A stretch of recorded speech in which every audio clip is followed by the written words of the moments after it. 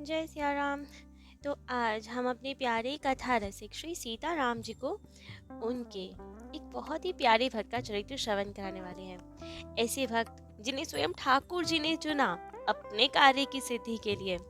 तो उनका नाम है श्री हरिदास बाबा जी, वृंदावन के संत थे।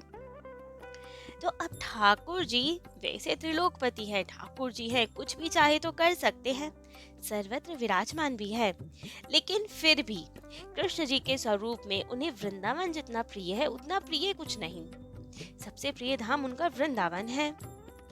तो इसलिए ही जहाँ पे कृष्ण स्वरूप में या उनसे रिलेटेड स्वरूपों में, जैसे निताई गौर के स्वरूप में या जगन्नाथ जी के स्वरूप में, जहाँ पे भी कृष्ण जी के स्वरूप में रहते हैं तो उन्हें वृंदावन आने की ललक लगी रहती है। ऐसा ही कुछ एक बार और हुआ। आज से लगभग 200 वर्ष पूर्व हुआ जगन्नाथ जी के साथ। आराम से पुरी जी में तो रहते, खूब आनंद से भोग लगाते, सेवा स्वीकार करते, लेकिन मन में लालसा उठी कि हमें वृंदावन जाना है। लेकिन अब सर्व समर्थ ठाकुर जी हैं, चाहे तो जा सकते हैं, लेकिन कैसे जाएं? जगन्नाथ जी में तो अर्जा विग्रह है। अब विग्रह स्वरूप के ठाकुर जी स्वयं तो कहीं नहीं जा सकते, उन्हें तो किसी भक्त को निमित्त बनाना पड़ेगा। कोई भक्त ले जाना चाहे तो ठाकुर जी जाएं। अर्चा अवतार में अर्थात विग्रह स्वरूप में ठाकुर जी तो सर्व समर्थ होते हुए भी भक्तों के अधीन रहते हैं। वो स्वरूप ही इसलिए धारण करते हैं विग्रह का, जिससे कि भक्त अपनी इच्छा अनुसार ठाकुर जी की सेवा कर सके, ठाकुर जी उनके अधीन होकर उनकी प्रेम सेवा का आस्वादन कर सके। तभी तो अर्चा विग्रह का अवतार लेते हैं ठाकुर जी। तो इसमें चाह कर भी ठाकुर जी अधीन हो जाते हैं भक्तों के। तो ऐसे ही जगन्नाथ जी के स्वरूप में भी हुआ। अब जगन्नाथ जी विग्रह स्वरूप, तो वे अधीन है अपने भक्तों के, लेकिन मन में प्रबल इच्छा वृंदावन जाने की। कैसे जाएं? किसको कहें?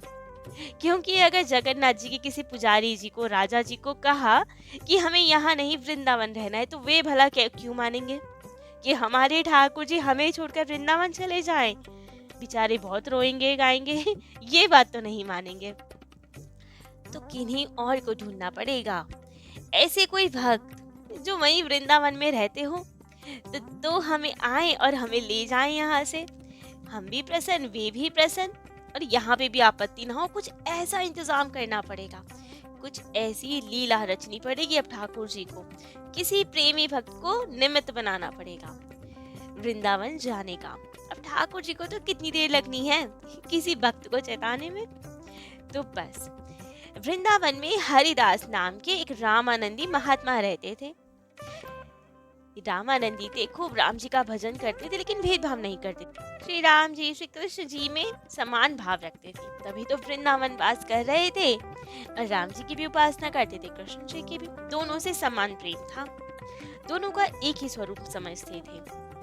बहुत अनुरागी, बहुत ही प्रेम में डूबे हुए संत थे।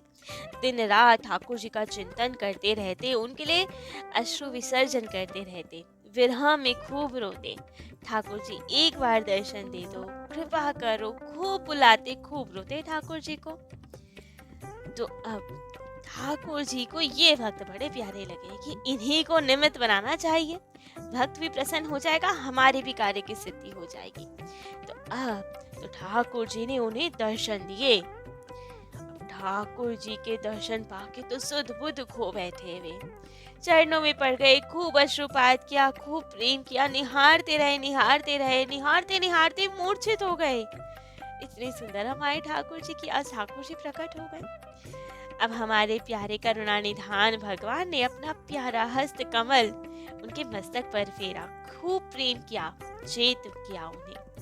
अब मूर्छा दूर हुई तो फिर ठाकुर जी को निहार रहे हैं, उनके चरणों में अपने सिर को रख दिया कि हे ठाकुर जी, अब कभी मत जाना हमसे दूर, हमें इन प्यारे से चरणों की भक्ति प्रदान कीजिए। और ठाकुर जी भी खूब प्रसन्न से, खूब अपने हृदय से लगाए, खूब अश्रु पोंछे उनके। तब ठाकुर जी ने, जब वो थोड़े शांत हुए, कहा, वत्स, मैं तुमसे बहुत प्रसन्न हूँ, मैं चाहता हूँ अब हमेशा तुम्हारे पास ही रहूं, तुम्हारी प्रेममयी सेवा का ही सुख आस्वादन करूं। तो अब तो भक्त बड़ा प्रसन्न कि अरे वाह, ठाकुर जी अब हमेशा हमारे पास रहेंगे, लेकिन कैसे? इसी स्वरूप में रहेंगे ठाकुर जी, सच में रहेंगे ना, छोड़कर तो नहीं जाएंगे हमें।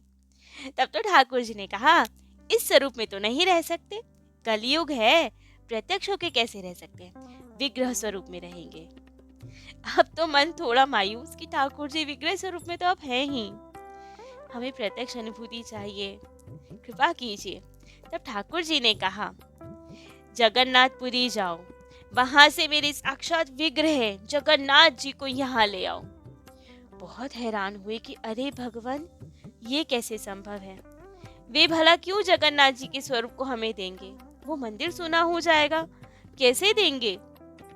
तब ठाकुर जी ने कहा, इस वर्ष में 2 आषाढ़ आएगी और तब संयोग ऐसा होगा कि जगन्नाथ जी का विग्रह परिवर्तन होगा, नया विग्रह पधराया जाएगा, तो पुराना विग्रह तुम अपने साथ वृंदावन ले आओ और हम उस विग्रह के स्वरूप में सदैव तुम्हारे साथ रहेंगे, तुम्हारी प्रेम भरी सेवा को स्वीकार करेंगे, खूब सेवा करना हमारी।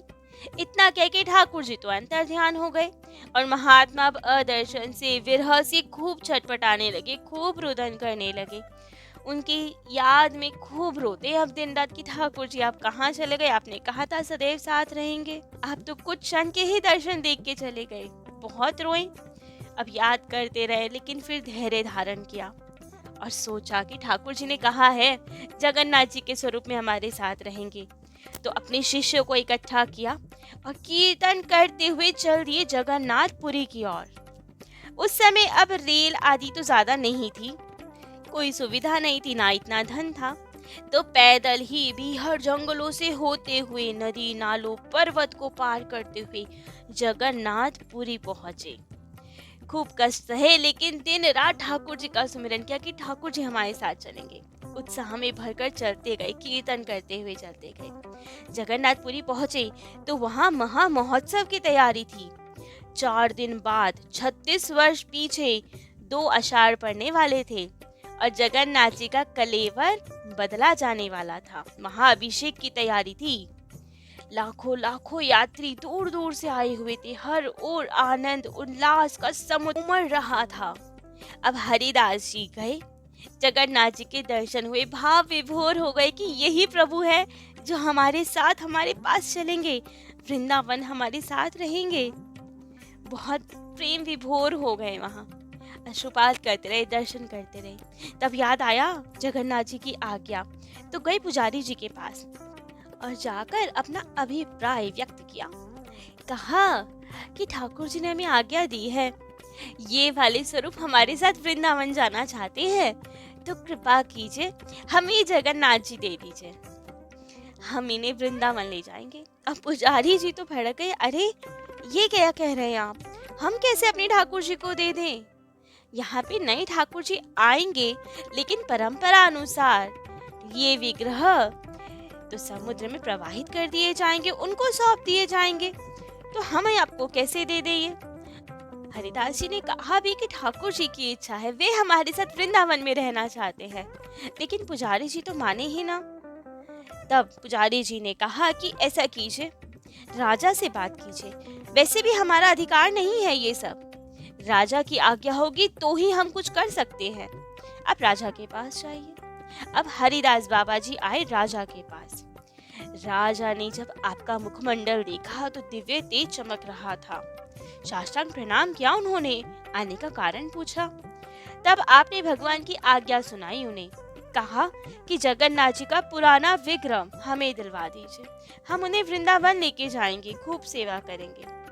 राजा लेकिन असमंजस में, दिव्य तेज से तो लग रहा है कि ब्राह्मण सच बोल रहे हैं, संत भगवान है, बात माननी चाहिए, लेकिन परंपरा कैसे तोड़ दे हम, कुछ अनिष्ट ना हो जाए, अपने ठाकुर जी को कैसे दे दें, वर्षों से जो परंपरा आ रही है उसे कैसे तोड़ दें। हाँ, भगवान ने हमें तो आज्ञा नहीं दी, तो कह दिया महाराज आपको भगवान की आज्ञा हुई है, लेकिन हमें भगवान जी ने ऐसी कोई आज्ञा नहीं दी है, हम कैसे इस वर्षों से चली हुई रीति का पालन ना करें, हम विवश हैं, हम नहीं तोड़ सकते इसको। हमेशा से जगन्नाथ जी का नया कलेवर होने पर पुराना कलेवर समुद्र में प्रवाहित कर दिया जाता है, इस बार भी हमें वही करना होगा।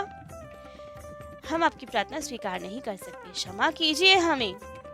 अब तो हरिदास बाबा जी बड़े दुखी कि ठाकुर जी ने आज्ञा भी दी तो क्यों विपत्ति ला रहे हैं, क्यों तड़पा रहे हैं, क्यों नहीं चल रहे हमारे साथ। बड़े दुखी हुए।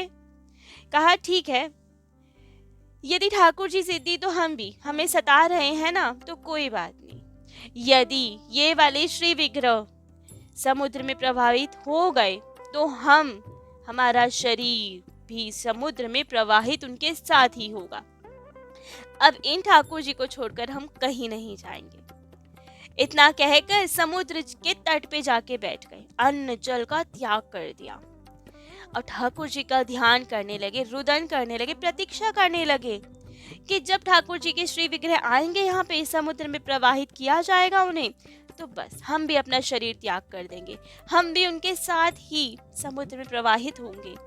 हमें नहीं जीना ऐसे जीवन अब ठाकुर के बिना। ठाकुर जी ने कहा है चलेंगे तो साथ ही रहेंगे, आप चाहे समुद्र में रहें चाहे वृंदावन में रहें।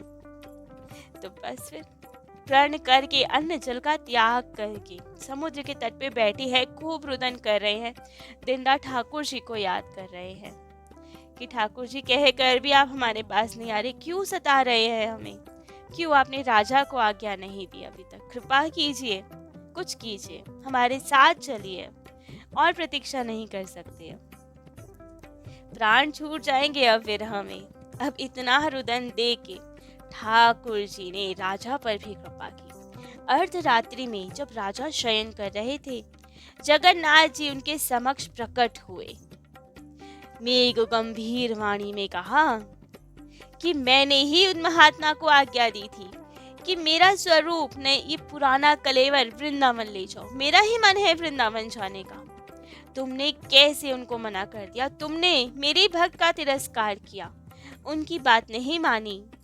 मैं ही चाहता हूँ वृंदावन जाना, तुमने क्यों मना किया उन्हें? अभी के अभी जाओ, क्षमा मांगो उन संत से, उनकी आज्ञा का पालन करो, मुझे उनके साथ विदा कर दो। अब तो ये सुन के राजा बहुत डर गए कि हमसे तो भारी अपराध हो गया, स्वयं जगन्नाथ भगवान ने ही उन्हें आज्ञा दी थी। पुराना कलेवर इस बार समुद्र में प्रवाहित नहीं होगा, हमारे ठाकुर जी वृंदावन जाना चाहते हैं। हम अपने ठाकुर जी के हृदय की बात नहीं समझ पाए, बड़े दुखी हुए। अब तो सैनिकों आदि सबको भेजा, ढूंढा कि जाके ढूंढो कहाँ गए वे संत। बड़े भयभीत हुए राजा, सबको बताया कि ठाकुर जी अपना एक स्वरूप वृंदावन में भी रखना चाहते हैं, ठाकुर जी एक स्वरूप से वृंदावन वास चाहते हैं। हमारी भूल जो हमने संत का अपराध बनाया। अब तो सब गए, सब ढूंढे कि महात्मा कहाँ गए, वो संत कहाँ गए। तो जब सब जगह ढूंढ मची तो पता चल ही गया कि संत भगवान तो समुद्र तट पे बैठे हुए रुदन कर रहे हैं, अन्न जल का त्याग कर दिया है, किसी की बात नहीं सुन रहे हैं।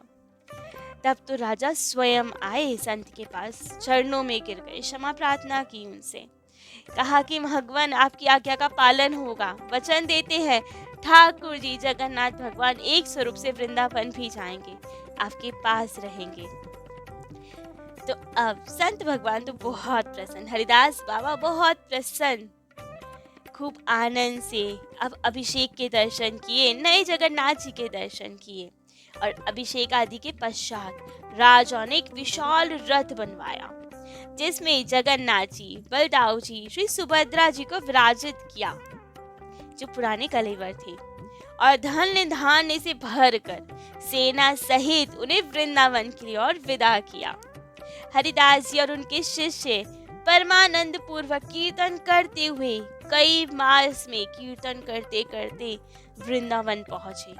वृंदावन में यमुना जी के तट पे, उसी स्थल पे जहाँ वे भजन करते थे, एक बहुत सुंदर का निर्माण करवाया गया और श्री विग्रह की स्थापना वहाँ करवाई गई। आज भी वह मंदिर, श्री विग्रह उस स्थान की शोभा बढ़ा रही है। आज भी ठाकुर जी वहाँ विराजित हैं। उनके सामने से यमुना जी बहती है, नीचे पक्का घाट बना हुआ है जो जगन्नाथ घाट के नाम से पुकारा जाता है। भक्तगण अभी भी वृंदावन में उस स्थान पे जगन्नाथ जी के दर्शन करते हैं। आज भी वहाँ पे रथ यात्रा निकलती है, जैसे उधर जगन्नाथपुरी में निकलती है वैसे ही यहाँ भी रथ यात्रा निकलती है। बहुत सारे दर्शक भक्त आते हैं, विशेष उत्सव मनता है। तो ऐसे हैं हमारे दिव्य ठाकुर जी, जिनका मन श्रीधाम वृंदावन के लिए मचल गया और यहाँ पे भी पुरी के जैसे जगन्नाथ जी के स्वरूप में विराजित हो गए। श्री हरिदास बाबा पे अद्भुत कृपा की। तो आज हरिदास बाबा जी का चरित्र तो यहीं विश्राम देते हैं। कल अपने प्यारे कथा रसिक श्री सीताराम जी को उनके अनेक इन्हीं दिव्य प्यारे भक्त का चरित्र श्रवण कराएंगे। आज के लिए इतना ही। जय जय श्री सीताराम।